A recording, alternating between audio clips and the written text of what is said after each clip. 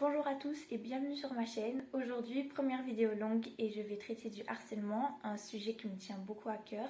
Je suis absolument pas une professionnelle de la santé, moi je veux juste aider les autres. Dans cette vidéo, je vais aborder la définition du harcèlement, les conséquences, quelques chiffres, les victimes, qui peut être victime et ce qu'on peut faire en tant que victime, témoin, agresseur et parent. Commençons.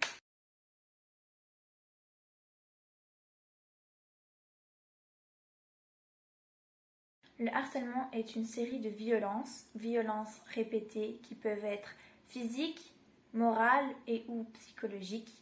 Souvent, cela vise à dénigrer une personne, à atteindre sa dignité. Le harcèlement peut être absolument partout, tant à l'école, sur les réseaux, appelés cyberharcèlement, mais aussi sur un lieu de travail ou dans un club de sport.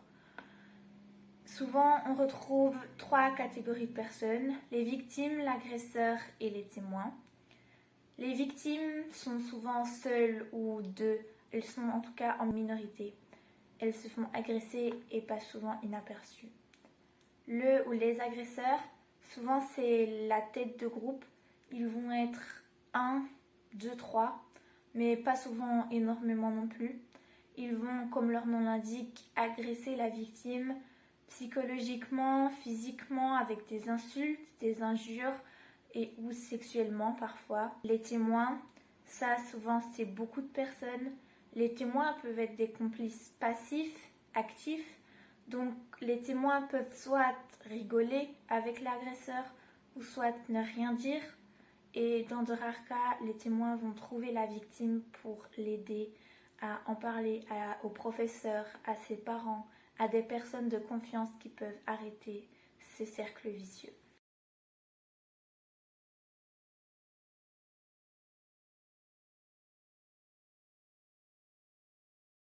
Les conséquences du harcèlement peuvent être nombreuses, mais dépendent beaucoup de la personne, de l'âge de celle-ci et de nombreux autres aléas.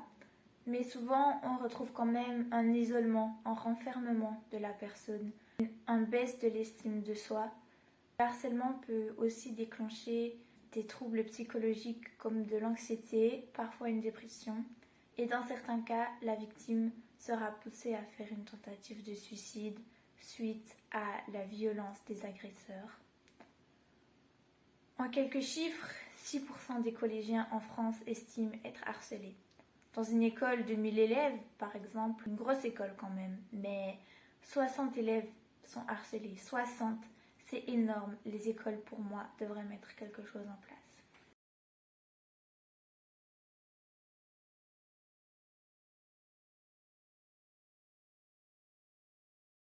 Souvent, la question est posée de qui peut être victime de harcèlement. Eh bien, sachez que absolument tout le monde peut être victime.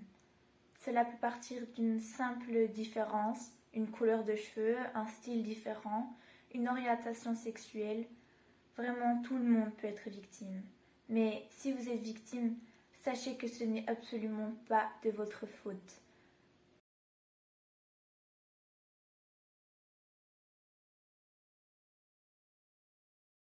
Que faire en tant que victime?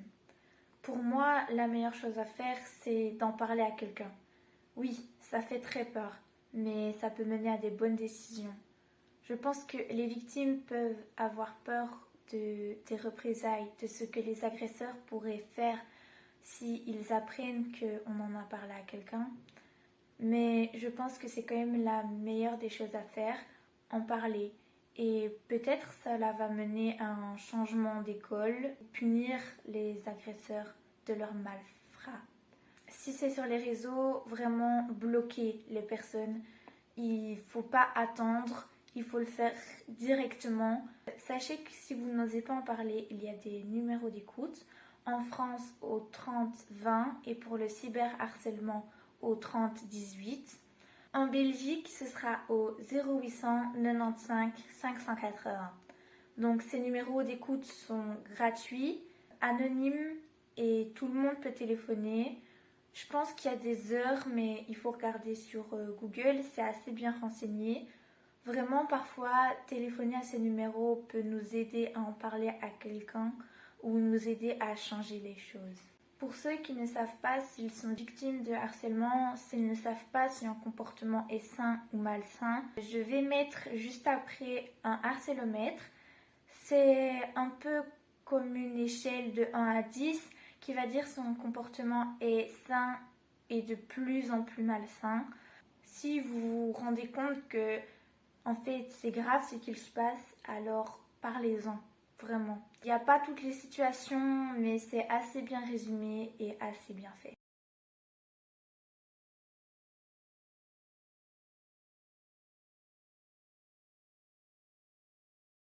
Si vous êtes témoin de harcèlement, la première chose à faire est d'aller trouver la victime, de lui parler et de la soutenir.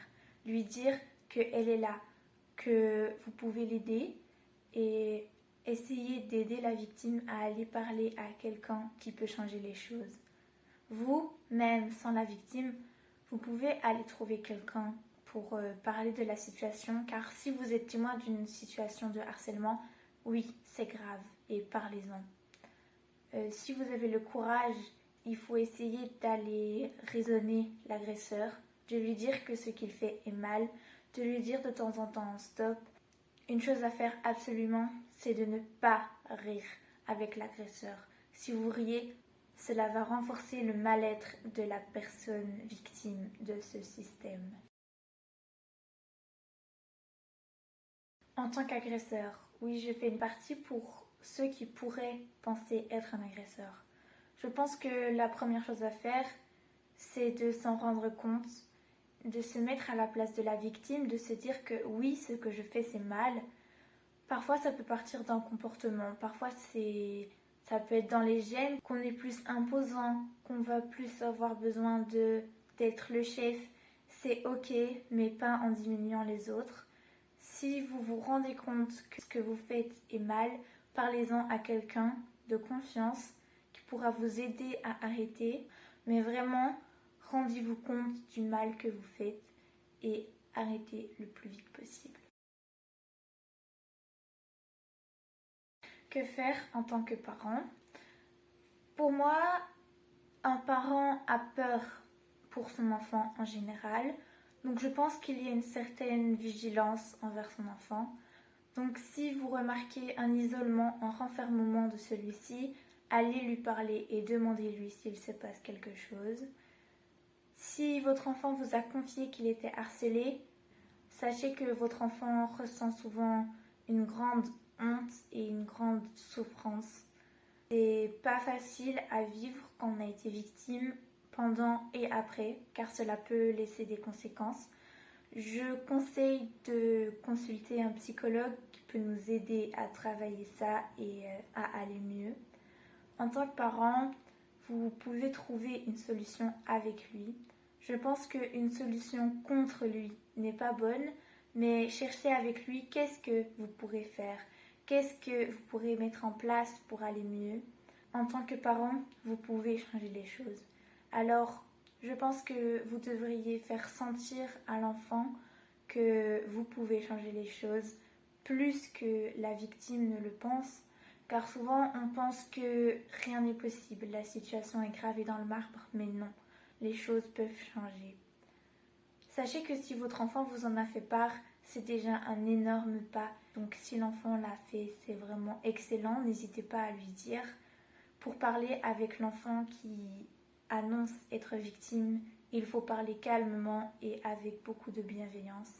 C'est très important et aussi l'enfant pourra mieux se sentir compris que si on se met en colère en lui disant « mais pourquoi ne l'as-tu pas dit plus tôt ?» l'enfant va se sentir encore plus mal et va s'en vouloir de l'avoir dit. Voilà, la vidéo touche déjà à sa fin, donc merci beaucoup d'avoir regardé. J'espère que ça vous aura plu ou aidé. N'hésitez pas à vous abonner, je poste des vidéos sur la santé mentale des jeunes en particulier et je vais essayer de faire plus de vidéos format long, un peu informatives comme celle-ci. Au revoir!